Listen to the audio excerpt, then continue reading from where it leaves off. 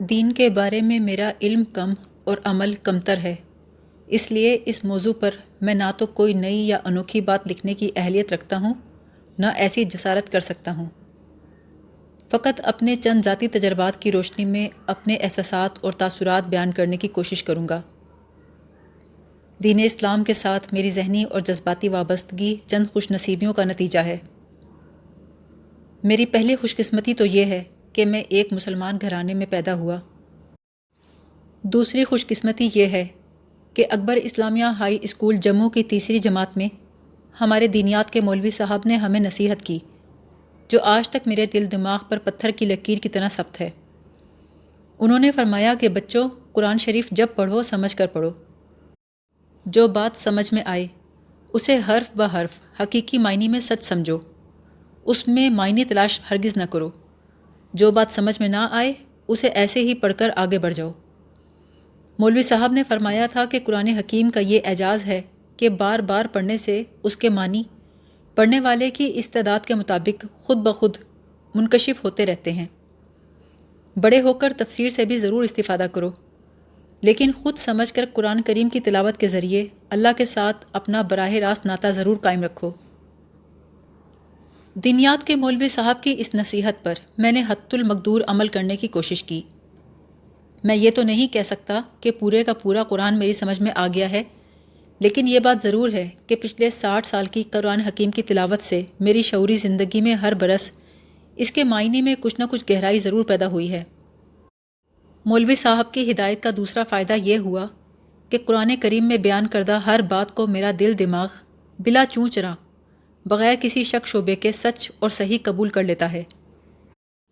اس بارے میں مجھے کبھی کسی قسم کی تعویل یا تشبیہ یا تلمیح کا سہارا لینے کی ضرورت پیش نہیں آئی۔ میں اسے اپنی تیسری خوش نصیبی سمجھتا ہوں کہ جدید عقلیت کے دور میں قرآن پاک کی کسی آیت کے متعلق میں شکوک و شبے سے محفوظ رہتا ہوں۔ میری چوتھی خوش قسمتی کا تعلق ایک خواب سے ہے۔ اس کتاب کے ایک باب راج کرے گا خالصہ باقی رہے نہ کوہ میں میرے ورنیکولر فائنل اور میٹرک کے امتحان کا قصہ درج ہے۔ میں چمکور صاحب کے قصبے میں رہتا تھا۔ امتحان کے سینٹر 11 میل دور روپڑ شہر میں تھے۔ میں ہر صبح 11 میل پیدل چل کر پرچہ دینے جاتا تھا۔ شام کو اسی طرح پا پیادہ گھر واپس لوٹ آتا تھا۔ حسن اتفاق سے ہر روز 22 میل پیدل سفر کرنے کا جو نسخہ میرے ہاتھ آیا، اس نے میری زندگی کی کایا پلٹ کے رکھ دی۔ وہ نسخہ یہ تھا کہ میں سارا راستہ کبھی زور زور سے پکار کر، کبھی خاموشی سے آہستہ آہستہ درود شریف کا ورد کرتا رہتا تھا۔ دراصل یہ ورد میں نے ایک ہندو برہمن کو ستانے کے لیے شروع کیا تھا، لیکن رفتہ رفتہ درود شریف کی برکت نے میرے ہوش و حواس اور تن بدن کو ایک ردائے نوری سے ڈھانپ دیا۔ اس کے بعد عمر بھر کے لیے ہر روز ایک مقررہ وقت تک درود شریف پابندی سے پڑھنا میری عادت ثانیہ بن گئی۔ 8ویں جماعت والے امتحان کے دوران جب میں نے نہر سرہند کے کنارے مذاق مذاق میں یہ ورد شروع کیا تھا تو چند روز بعد ایک عجیب خواب نظر آیا۔ میں نے دیکھا تا حد نگاہ ایک وسیع و عریض صحرا ہے۔ میں اس میں کسی جانب تیز رفتاری سے بھاگتا جا رہا تھا۔ صحرا کی ریت اتنی گہری تھی کہ میری ٹانگیں گھٹنوں گھٹنوں تک اس میں دھنس دھنس جاتی تھیں۔ سانس پھول گیا تھا۔ جب مزید بھاگنا محال ہو گیا تو میں گھٹنوں کے بل گھسٹتا گھسٹتا آگے بڑھتا گیا۔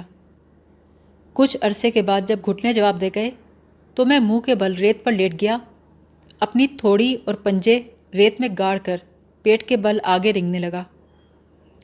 اس مشقت سے میرا سانس پھول گیا۔ میرے گھٹنے اور پیٹ اور ہاتھ شل ہو گئے۔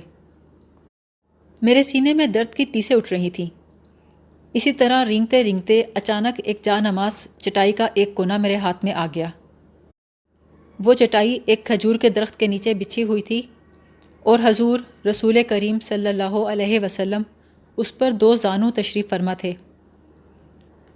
حضور صلی اللہ علیہ وسلم نے ایک ہلکی سی مسکراہٹ سے میری جانب دیکھا اور عین اسی وقت میری آنکھ کھل گئی۔ یہ فروری کا مہینہ تھا۔ اس کڑاکے کی سردی میں میرا جسم پسینے سے شراپور تھا اور سانس دھوکنے کی طرح چل رہا تھا۔ گلا کانٹے کی طرح خشک تھا۔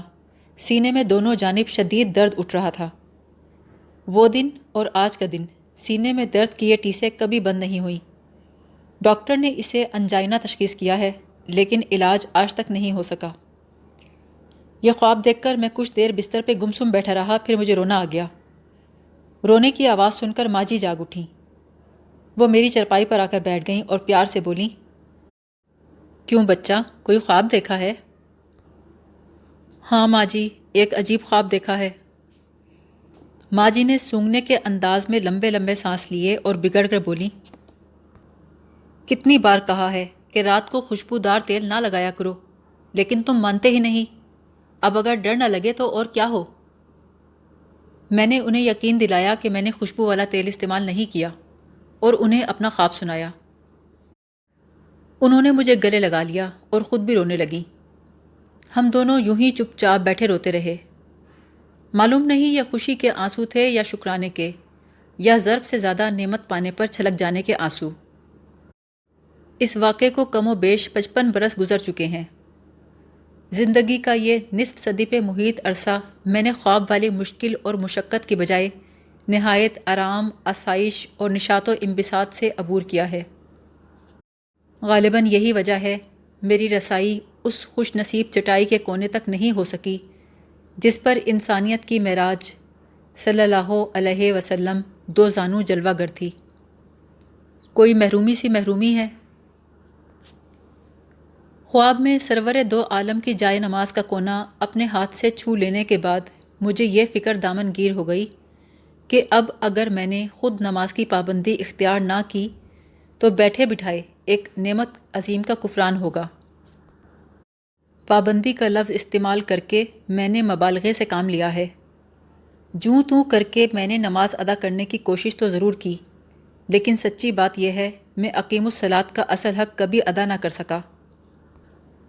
نماز کے ساتھ وابستگی پیدا کرنا میرے لیے کافی کٹھن مرحلہ ثابت ہوا۔ یہ بات تو سمجھ میں آ گئی کہ مختلف نوعیت کے دنیاوی کلب کی طرح اسلام بھی ایک طرح کا عالمگیر کلب ہے۔ دوسرے کلبوں کی رکنیت حاصل کرنے کے لیے طرح طرح کے پاپڑ بیلنے پڑتے ہیں۔ جو شخص کلب کا ممبر منتخب ہو، اسے کلب کے تمام قواعد و ضوابط پر سختی سے عمل کرنا پڑتا ہے۔ ماہانہ بل اور سالانہ چندہ پابندی سے ادا کیا جاتا ہے۔ اپنے اعمال اور کردار کو کلب کی روایات کے ساتھ ہم آہنگ رکھنا پڑتا ہے۔ ان شرائط کی خلاف ورزی ہو جائے تو کسی بھی ممبر کو بیک بینی دو گوش کلب کی رکنیت سے خارج کر دیا جاتا ہے۔ اس کے برعکس اسلام کچھ اور ہی طرح کا کلب ہے۔ جو کوئی مسلمان ہو کر ایک بار اس میں داخل ہو گیا، اس کی رکنیت تا حیات ہی نہیں بلکہ بعد از ممات بھی مستحکم طور پر قائم رہتی ہے۔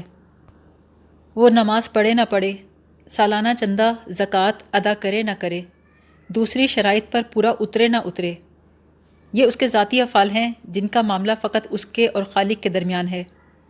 کسی دوسرے کو یہ اختیار نہیں کہ وہ ان کمزوریوں، خامیوں اور بدنظمیوں کی بنا پر کسی ممبر کو اسلام سے خارج کر سکے۔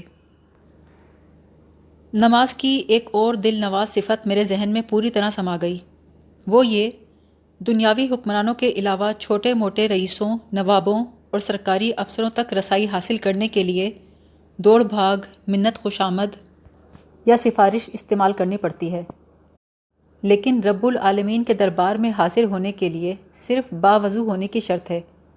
اس کے علاوہ نماز کی نیت باندھنے میں نہ کسی پیر فقیر سے اجازت کی ضرورت ہے، نہ کسی حکومت کے قانون کی پابندی لازمی ہے، نہ کسی دفتر سے پرمٹ بنوانا پڑتا ہے، نہ ٹکٹ خریدنے کی شرط ہے، نہ شناختی کارڈ دکھانا پڑتا ہے، نہ کسی خاص جگہ یا مقام تلاش کرنے کی ضرورت ہے، نہ کوئی پیے راستے میں روکتا ہے، نہ کوئی دربان ٹوکتا ہے۔ انسان کے اپنے نفس کے علاوہ ابد و معبود کے اس راز و نیاز میں کوئی حجاب نہیں۔ پیر فقیر جو کہتے ہیں کہ وہ بیت کے بغیر خاص اسرار نہ بتائیں گے، یہ بالکل من گھڑت بات ہے۔ وہ اسرار ہی کون سے ہیں جن کو وہ نہ بتائیں گے؟ جن اسرار کی ضرورت تھی ان کو تو حضور صلی اللہ علیہ وسلم نے گلیوں بازاروں میں گھوم پھر کر، پہاڑوں پر چڑھ کر علل اعلان بیان کر دیا ہے۔ ان کے علاوہ دین میں کوئی راز ہیں نہ اسرار، البتہ شر ہیں جن کی بدولت لوگوں کو جال میں پھنسایا جاتا ہے۔ ایسے جعلی پیر اکثر جاہل ہوتے ہیں۔ سونا بنانے کی ترکیب، حبس دم، روح منتقل کرنے کا تصرف، یہ سب دنیا دار شعبدہ بازوں، عاملوں اور جوگیوں کے کرتب ہیں۔ دین سے ان کا دور کا بھی واسطہ نہیں، اور نہ تصوف کے حقیقی جوہر سے ان کا کوئی تعلق ہے۔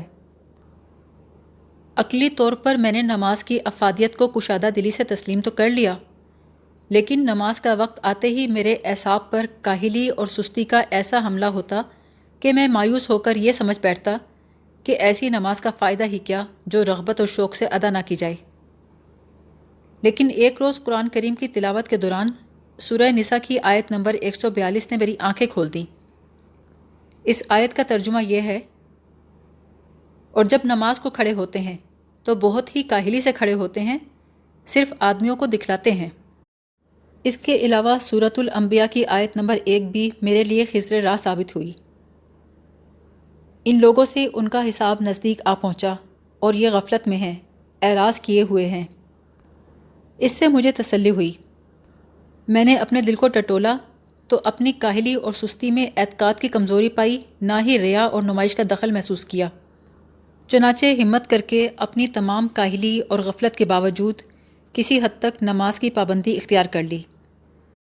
لیکن اس کے ساتھ ایک اور رکاوٹ راستے کا پتھر بن کر سامنے آ کھڑی ہوئی۔ کبھی نماز میں دل لگتا، کبھی نہیں لگتا، کبھی ذہن میں سکون ہوتا، کبھی انتشار، کبھی وساوس کا ہجوم، کبھی پریشان خیالیاں حملہ آور ہوتی۔ نماز کے دوران دل میں یکسوئی شاذ و نادر نصیب ہوتی۔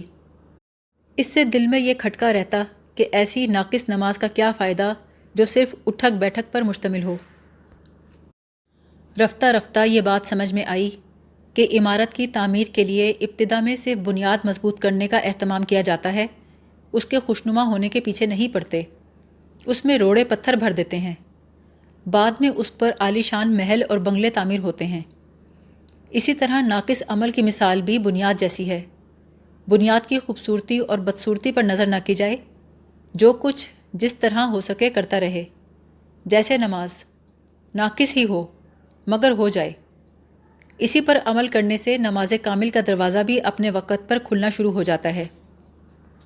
دوسری بات میرے دل میں یہ گھر کر گئی کہ میرے جیسے ناقص انسان کو اگر نماز کامل پڑھنے والوں کی نقل ہی نصیب ہو جائے تو یہ بھی بڑی سعادت ہے۔ رؤسا کے ہاں نقل پر بھی انعام ملتا ہے، بلکہ بعض اوقات زیادہ ملتا ہے۔ اصلی خربوزہ، تربوز، آم، کیلے وغیرہ لے جاؤ تو بازار کے بھاؤ کی عام قیمت ملے گی، لیکن اگر مٹی یا چینی کے بنے ہوئے نکلی لے جاؤ تو زیادہ انعام ملتا ہے۔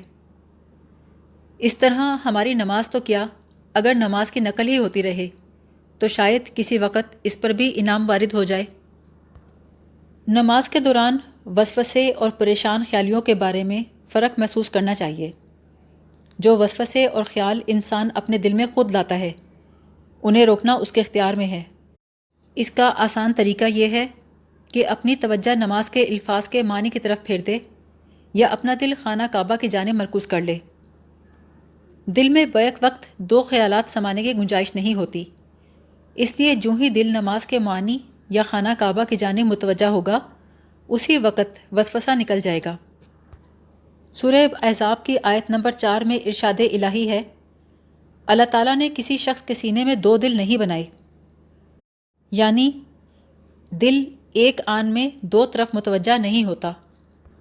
اسی اصول کی بنیاد پر وسوسوں کا مندرجہ بالا علاج تجویز کیا گیا ہے۔ پھر بھی اگر وسوسے اور انتشار غیر اختیاری طور پر آ رہے ہوں تو ان کی جانب التفات نہ کرے، نہ توجہ دے، بلکہ نظر انداز کر دے، ایسے گزرنے دے جیسے چھلنی سے پانی گزر جاتا ہے۔ نماز کے دوران دل میں غیر اختیاری وسوسے آنے سے پریشان یا مایوس ہونے کی بالکل ضرورت نہیں۔ دراصل انسان کا قلب ایک سپر ہائی وے ہے، اس پر بادشاہی سواریاں بھی گزرتی ہیں، امیر کبیر بھی چلتے ہیں، غریب اور فقیر بھی گزرتے ہیں۔ خوبصورتوں اور بد شکلوں کی بھی یہی گزرگاہ ہے۔ نیکوکاروں اور پارساؤں اور دینداروں کے علاوہ کافروں، مشرکوں، مجرموں اور گناہ گاروں کے لیے بھی یہی راستہ ہے۔ عافیت اسی میں ہے کہ اس شاہراہ پر جیسا ٹریفک آگے آئے اسے خاموشی سے گزرنے دیا جائے۔ اگر اس ٹریفک کی طرف متوجہ ہو کر اسے روکنے یا اس کا رخ موڑنے کی کوشش کی گئی تو دل کی سڑک پر اپنا پہیہ جام ہونے کا خطرہ ہے۔ نماز کے دوران دل کو اللہ کی طرف لگانے کا راز یہ ہے کہ دل سے دنیا کو نکالو۔ دنیا ہاتھ میں بقدر ضرورت موجود رہے۔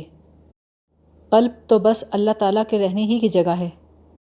اس کو صاف رکھنا چاہیے، نامعلوم کس وقت نور حق رحمت بن کر جلوہ گر ہو جائے۔ اس بات کا اہتمام رکھو کہ قلب فضولیات سے خالی رہے، جس طرح فقیر اپنے برتن کو خالی رکھتا ہے کہ نامعلوم کس وقت کسی سخی کی نظر پڑ جائے، ایسے ہی قلب کو خالی رکھو کہ نامعلوم کس وقت رحمت کی نظر ہو جائے۔ قلب کو دنیا کی فضولیات سے خالی رکھا جائے تو اس میں فروتنی، عجز و انکسار کے شگوفے کھلتے ہیں۔ ان کی خوشبو سے عجب اور کبر کی بدبو نکل جاتی ہے۔ عجب وہ چیز ہے جس میں انسان دوسرے کو حقیر نہیں سمجھتا لیکن اپنے کو عظیم سمجھتا ہے۔ کبر وہ چیز ہے جس میں دوسرے کو حقیر بھی سمجھتا ہے۔ یہ دو چیزیں قلب کو آلودہ کر دیتی ہیں۔ اس غلاظت سے نجات حاصل کر کے اگر عجز و انکساری کی پستی اپنائی جائے تو اس کا رخ پاکیزگی کے پرنالے کی جانب مڑ جاتا ہے۔ کہنے کی حد تک یہ چھوٹی سی بات ہے کہ قلب کو فضولیات سے خالی رکھنا چاہیے، لیکن اس پہ عمل کرنا جوئے شیر لانے سے کم نہیں۔ قدم قدم پر ناکامی، مایوسی اور ہزیمت کا سامنا کرنا پڑتا ہے، لیکن میرا تجربہ ہے کہ اگر ثابت قدمی کے ساتھ انسان لگا رہے تو رفتہ رفتہ اس کا نخل تمنا سرسبز ہونے لگتا ہے۔ اس کوشش کا نتیجہ خاطر نہ بھی نکلے تو بھی اس میں لگے ہی رہنا چاہیے۔ برسوں کی ریاضت اور مجاہدہ یعنی کوشش کے بعد اگر یہی احساس حاوی رہے کہ کچھ حاصل نہیں ہوا تو سمجھو سب حاصل ہو گیا۔ لیکن جو ہی ذہن میں یہ خیال ابھرا کہ اب میرا قلب عاجزی و انکساری کا مسکن بن گیا تو خطرہ ہے شاید پہلے سے بھی زیادہ کبر میں مبتلا ہو جائے۔ نماز پڑھنے میں کسل مندی، بے رغبتی اور وسوسے کے بعد اگلی دشواری خشوع کا مسئلہ ہے۔ سورہ بقرہ کی آیت 45 اور 46 میں خشوع کا ذکر ان الفاظ میں ہے، اور مدد لو صبر اور نماز سے، اور بے شک نماز دشوار ضرور ہے لیکن جن کے قلب میں خشوع ہو ان پر کچھ بھی دشوار نہیں۔ خاشعین وہ لوگ ہیں جو خیال رکھتے ہیں کہ وہ ملنے والے ہیں اپنے رب سے، اور اس کا بھی خیال رکھتے ہیں کہ وہ اپنے رب کی طرف واپس جانے والے ہیں۔ سورہ بقرہ کی آیت نمبر 238 میں یہ ہدایت بھی ہے، اور کھڑے رہو اللہ کے سامنے عاجز بنے ہوئے۔ خشوع کا مقصد سکون قلب ہے۔ قلب میں سکون اسی وقت ہوتا ہے جب اس میں وسوسے نہ ہوں۔ مثلاً یہ تصور کر لے کہ خانہ کعبہ سامنے ہے، اگر نماز کے الفاظ کی طرف توجہ کرنا آسان ہو تو یہ کر لے، یا معنی کی طرف توجہ کر لے، یا اگر حق تعالیٰ کی ذات کی جانب توجہ ہو سکے تو یہ سب سے اعلیٰ ہے۔ یہ سب مراحل کٹھن محسوس ہوتے ہیں۔ اگر عمل کے اعلیٰ درجے پر قدرت حاصل نہ بھی ہو تو اس کے ادنا درجے پر ہی عمل کر لے، اعلیٰ کے قادر ہونے کے انتظار میں نہ رہے، کیونکہ خطرہ ہے کہ تمام عمر اسی انتظار میں گزر جائے اور ادنا سے بھی محروم رہے۔ اللہ تعالیٰ کا نام اعلیٰ طریقے پر لیا جائے یا ادنا طور پر اپنا اثر ضرور رکھتا ہے۔ دنیا میں بعض اشیاء ایسی ہیں کہ ان کا نام لیتے ہی منہ میں پانی بھر آتا ہے، پھر یہ کیسے ہو سکتا ہے کہ اللہ تعالیٰ کا نام لیا جائے اور اس میں اثر نہ ہو؟ خود خالی نام میں بھی برکت ہے، خواہ پوری توجہ سے لیا جائے یا کم توجہ سے۔ نماز میں کاہلی، بے رغبتی، وسوسے اور پریشان خیالی کے بعد اصل جوہر رسوخ میں ہے۔ دنیاوی معاملات میں تو اثر و رسوخ کا مقصد کوشش کی بجائے سفارش کے ذریعے کام نکالنا ہوتا ہے، لیکن دین میں اس کا مطلب کچھ اور ہے۔ نماز کا مقصد قلب کی توجہ اللہ کی جانب راسخ کرنا ہے۔